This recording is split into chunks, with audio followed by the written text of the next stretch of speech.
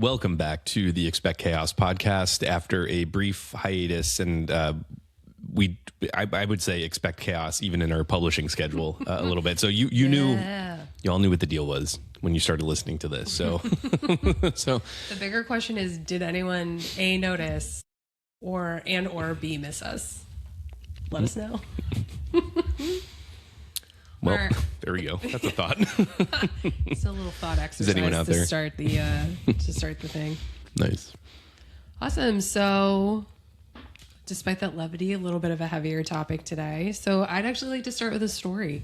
So, as we've talked about before, I was the cabinet secretary at the Delaware Department of Health and Social Services through the pandemic, and had reached a point about 3 years in where I could not do it anymore.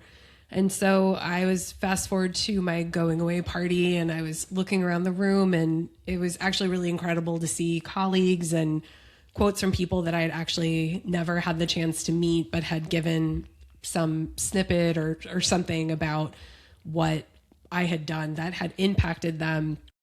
And it was pretty wild because it almost felt a bit like an out-of-body experience, because as I was really proud professionally, my family was there, and it became really clear in that moment how much I had, I'm going to cry, personally sacrificed for all those accolades. And while there was a lot of pride and just really a sense of what we had been through as a department, one of the overwhelming feelings I had actually was shame. That I had given so much to my work that I didn't really have much to give to my family. And that was actually one of the main reasons. It was the reason that I had decided to step away. And it's funny because it was probably something that, because of how passionate I was at the job, like that people didn't expect me to probably leave when I did, because of how much I had been giving. And that's really what we want to talk about today. Like, what does high functioning look like, and some of the disconnect and the dissonance between what it looks like from the outside and what it actually feels like to live it on the inside, and to push yourself to the point of really hitting a breaking point where you're not able to continue doing what you had been doing, and what is it that you actually want to do with your life. Yeah, I mean, those two things seem very different. The perception from the outside of what a person is going through at home, you could show up to work every day and do a fantastic job, and a lot of people around you may never have any idea what your inner life is like, but it's there, it's present, it's real. And, it's a hard thing. And I think it's part of a even broader conversation about, like, what is work? Like, what place does work have in our lives? How much of our lives should work consume? What does a workplace that supports people with their external lives and inner lives look like? So that's a really hard thing, because I do think, it feels like you have to give a lot. Mm-hmm.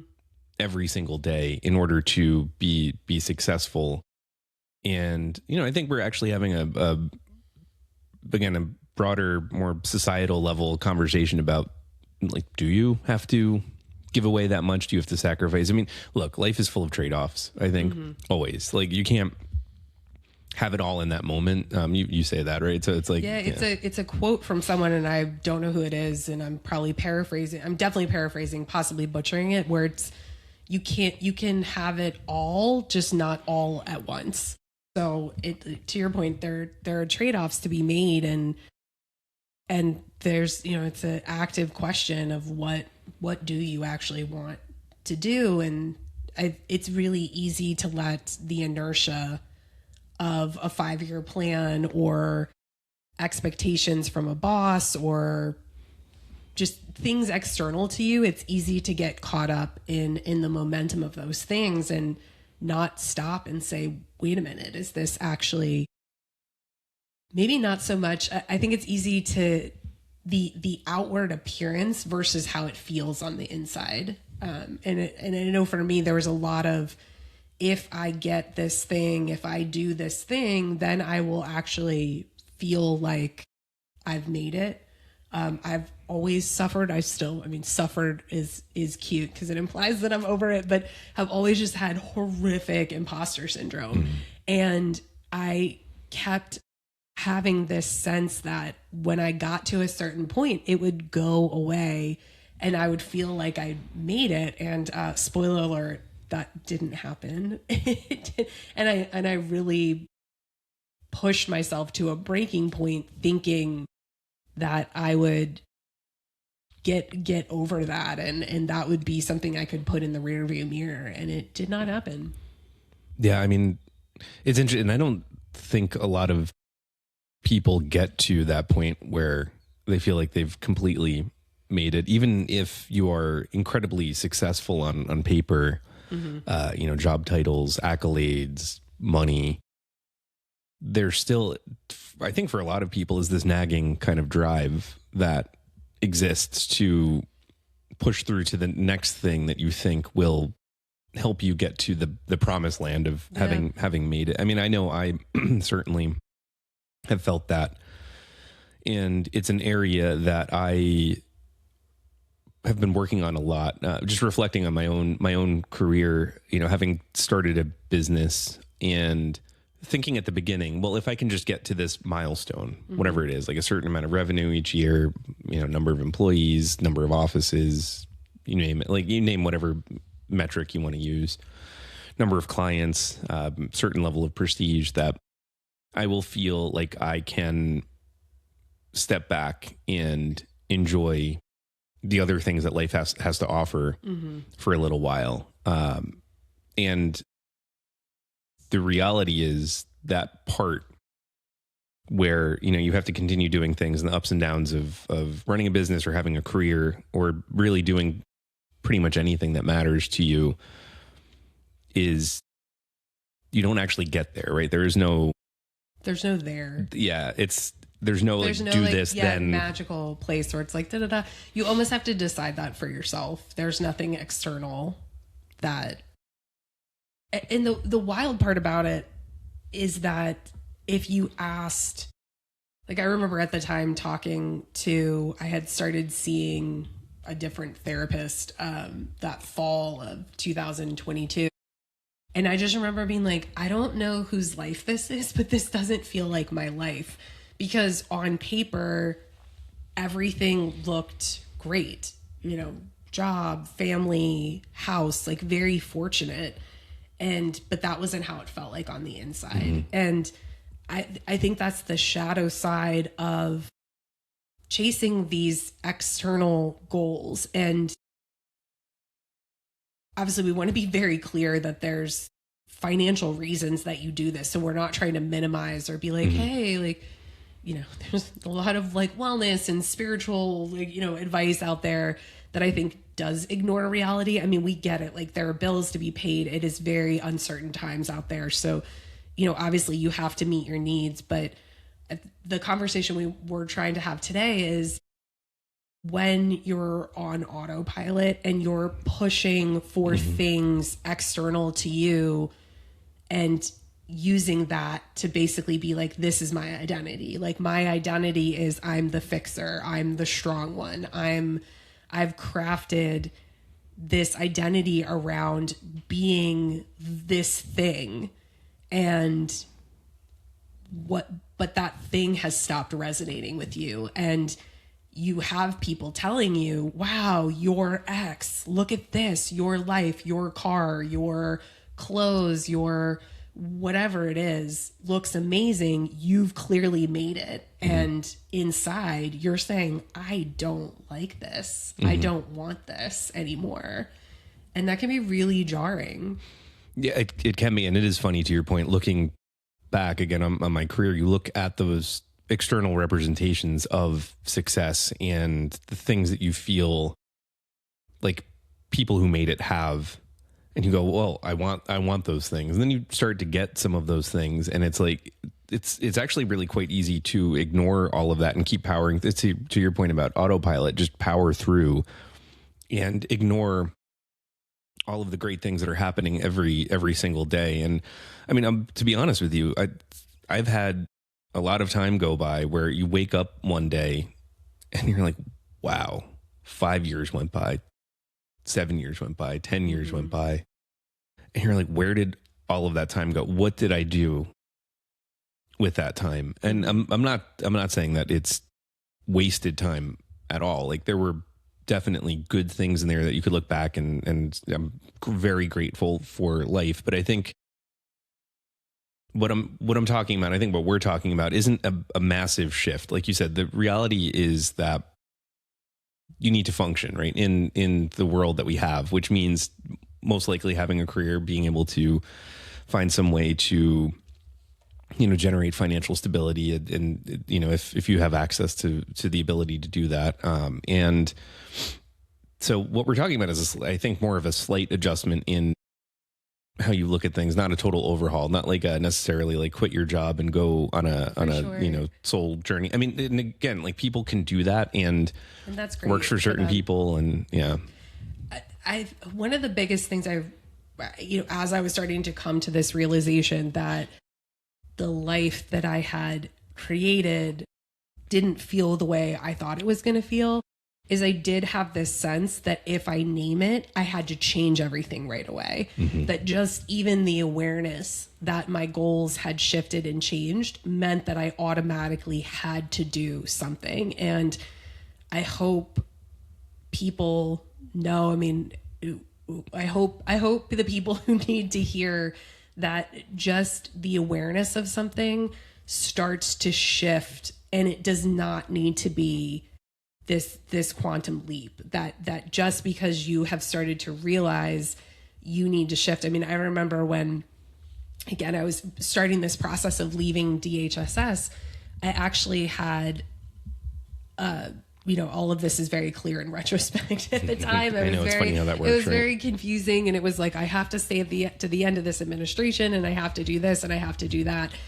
And I had this bad performance review, and it was shocking to me because I was giving this, like, I had made this kind of secret agreement that I've given up my entire life. And so people should almost be grateful which is so insane to say now. But at the time I was so shocked. It's like, don't you see? Yeah. Don't you see what I've done? Like, don't you see how much I've killed myself to do this job, and what I've sacrificed? And and the answer is no. No, they didn't see that. And right. To be clear, I don't think that was expected. And it was, that was those were my own choices. So I'm not trying to put that on anybody else. But I had this performance review, and it was, in retrospect, such a gift, because it all of a sudden, it created this awareness. Like, my reaction to a normal performance review of like, hey, I have a question about why you're doing this, and I think this could be done better.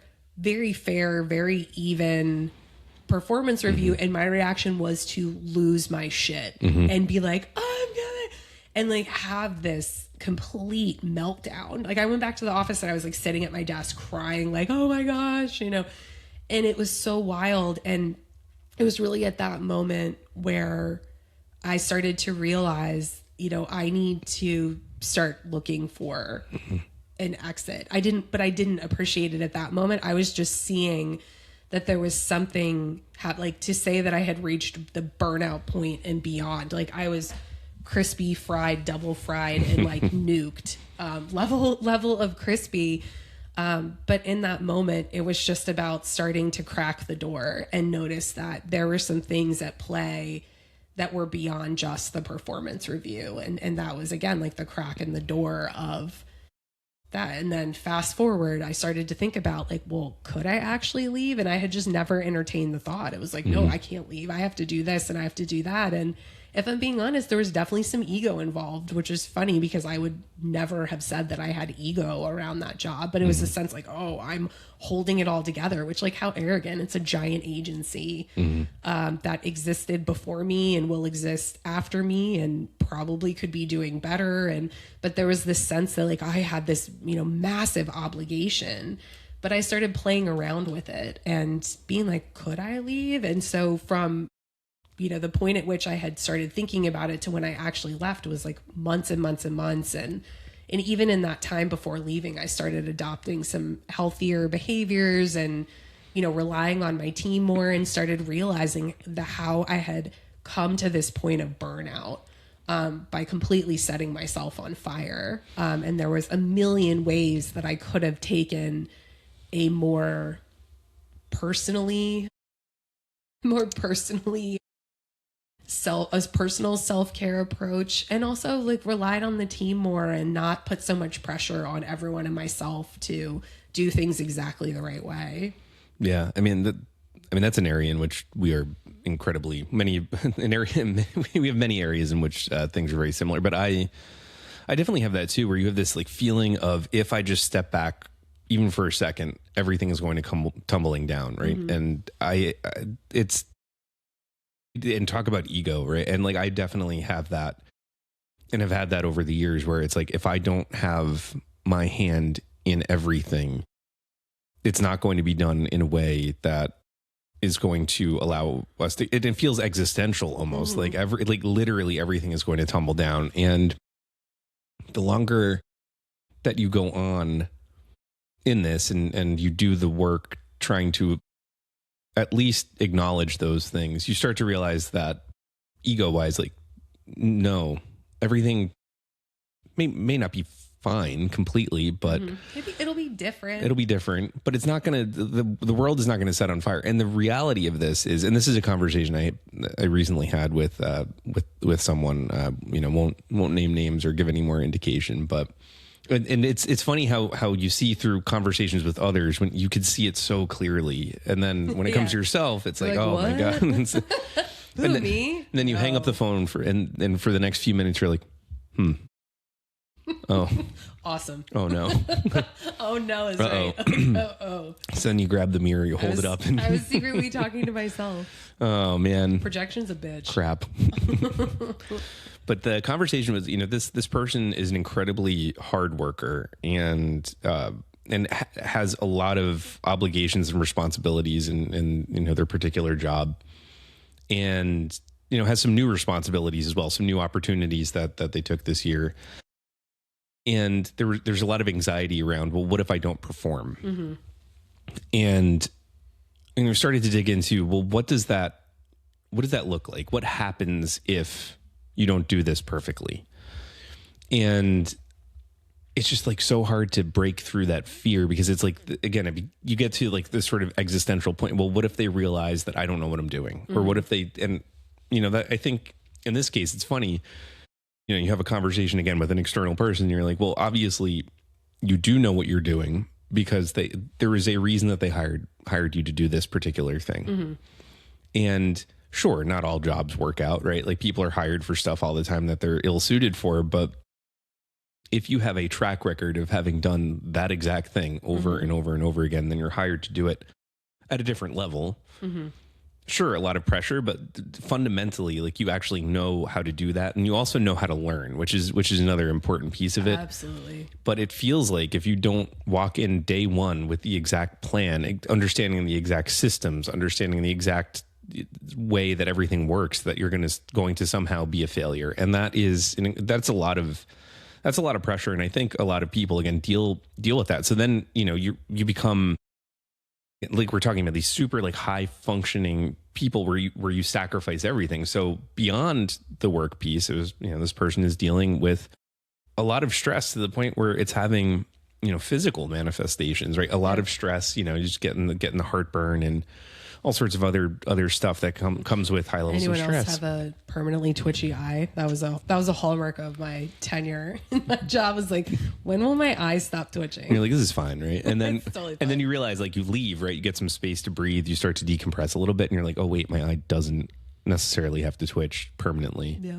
Or I don't have to have a heartburn all the time, or like feel like absolute garbage getting out of bed in the morning. And that's an actual thing that's happening. So then you're like, well, what happens if you run yourself so hard that you no longer can do it at all? Yeah. What does that look like? And to me, that's the existential problem, as opposed to if I make a mistake on day one and then learn from that mistake and work with it, or ask questions, like go in and, this is a new system to me. Yeah. Help me understand what you do. I want to be a good team player here. So I think that there are ways to do that. It's just like, there's a lot of fear around, taking your foot off the gas a little bit and saying, oh, well, look, I have to take care of myself. Otherwise you can't do anything. So I think this is like a problem that you see everywhere. Yeah. And I think to go back to the conversation of ego, it's not ego necessarily in the sense of arrogance, but ego is in like sense of self. Mm-hmm. And I think that that's really, at least for me, and I know conversations we've had with just talking, amongst ourselves, amongst the two of us, it's the identity, like what this is poking at is a bit of an identity crisis. It's I'm the blah, blah, blah. I am the fixer, not just this is who I show up as at work, but like, this is who I am. This is part of my identity. And I do think that this can happen anywhere. Absolutely in professions where there's a level of intrinsic motivation and there's a sense of the mission and the purpose being something that matters to you personally, is it becomes hard to separate. Mm-hmm. And so there's not just a sense of, well, what happens if I burn out? It's who am I to these people if I'm not this thing? Yeah. And so it really not just pokes at a bad performance review. Like the bad performance review doesn't just poke at your job. It pokes at your sense of self and who you are in this world and what you're here to accomplish. And that's, I think if I look back and realize not necessarily where I made a mistake, but where it just, taking things to the point that there's not an ability to have perspective. It's that, really taking on these things and not creating enough distance such that, this role became who I was, which is why, not surprisingly, as I got to my goodbye going away party, it was a little bit jarring to be like, oh, this is who I've been so completely. Because I was there 3 years before I took over as cabinet secretary. So, for the past it was like 6.5 years when I left, this had been pretty much my everything. Yeah.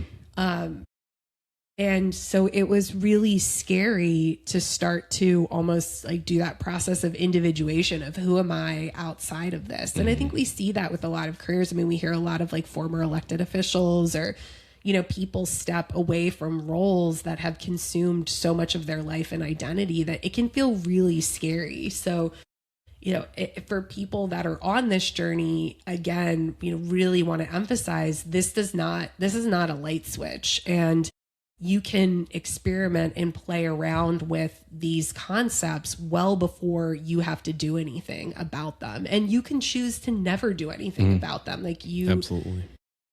There's a huge difference between being aware of something and then absolutely having to do it.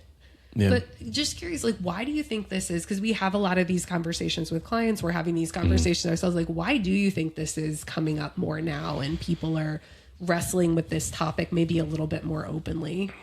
I mean, I think this is pure speculation on my part. I mean, I think there are a lot of pieces to this, right? So the first is kind of a generational shift in how people think about work.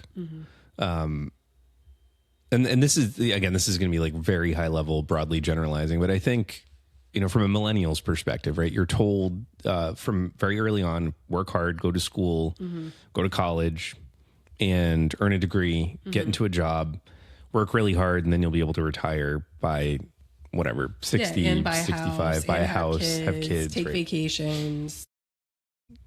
In the meantime, right, as you're being told that, you have several generational crises continue to pop up. And this has been true for Gen Z, Gen X, to some extent. The baby boomer generation, less so because they're beyond that side of the curve, right, of career. We'll leave that for another podcast. But yeah, they are kind of beyond, for the most part, as a generation. Again, broadly generalizing, beyond that piece where they have to worry about that. So as a millennial, right? You've got 9/11 that happened, and then you have the financial crisis prior to that.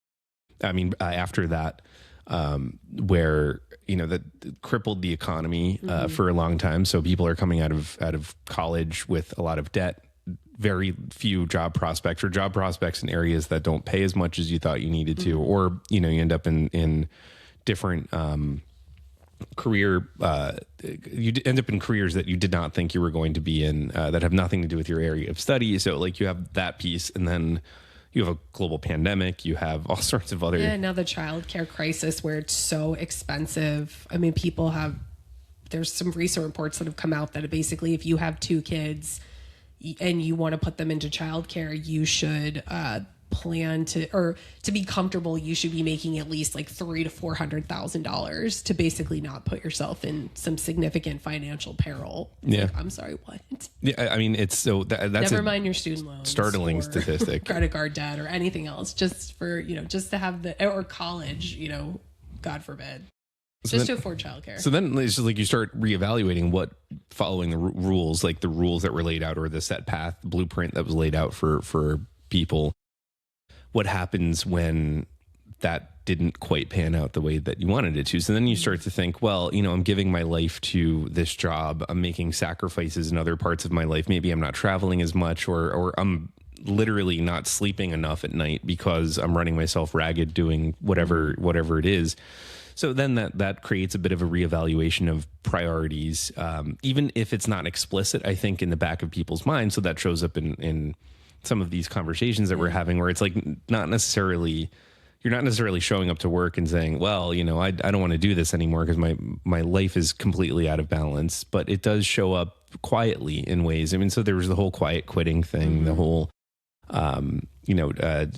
Gen Z does not, and again, broad generalization, but isn't really looking to be promoted into leadership positions necessarily as much as previous generations wanted to. So that's a whole other thing where it's like, what does that added responsibility and added time really get me? And then also you're starting to look at other trends like AI to some extent, where there's all this conversation around. Now, I think there's some debate that could be had about why there are job cuts, right? I think, there's a little bit more of we overhired during the pandemic and need to find a way to reduce workforce, rather than AI right now replacing a lot of those jobs. However, it is replacing some, right? And I think, if things continue on the trajectory that they're continuing on, there are going to be some serious questions about what specifically white collar, at least for the moment, and then perhaps other jobs too, as you have other automated, technology that becomes more dexterous and can do things like that.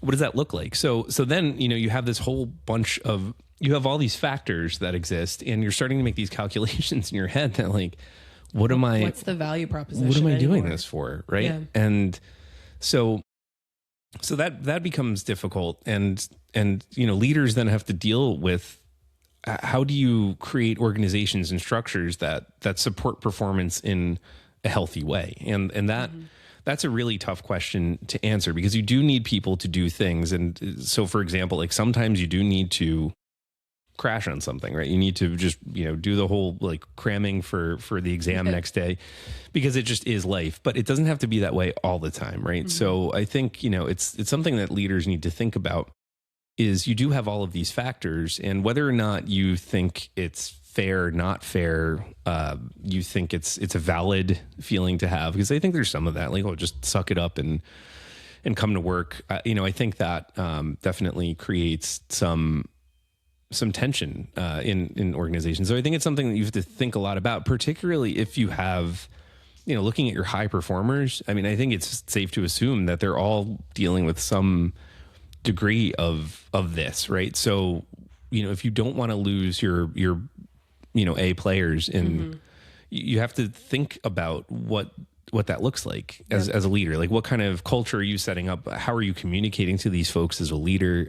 How is your organization's mission aligned with what people ultimately want to get out of it. So, and I think it's a delicate balance, right? Because you can certainly go too lax and then people take advantage of that and aren't like necessarily pulling weight. But I mean, I think, by and large, people want to do the right thing, but they also don't want to kill themselves either trying to do it. So it's definitely an interesting balance and kind of a stew of I don't want to say toxic stew, but it's like sort of a bubbling,